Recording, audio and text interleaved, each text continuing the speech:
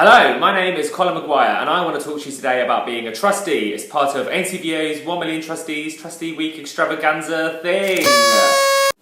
Alright, so I'm going to get straight to the point.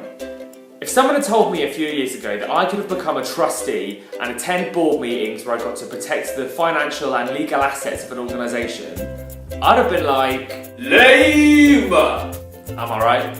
Because back then, I just don't think to someone my age, being a trustee would have been something that appealed to any of my interests. And I think I mostly would have been concerned that it probably would have been like, what we can clearly see from the balance sheet is that the assets, both current assets and non-current assets, are in line with the liabilities, giving us an overall healthy bottom line.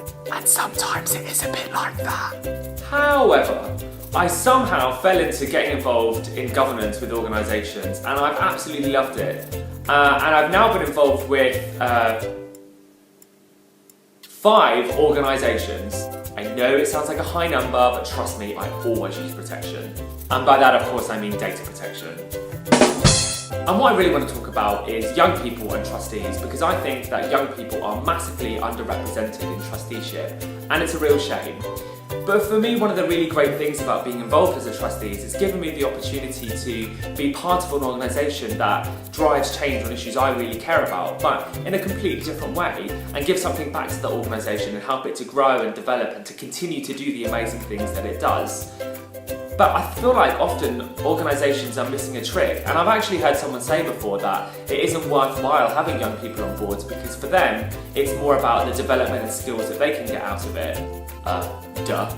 I mean, being a trustee for someone of any age always has an element of personal development to it, and that's really important. And for me, I've been able to gain so many skills and so much knowledge in areas that I've been able to take across all of my life. I mean, I can totally read a balance sheet now.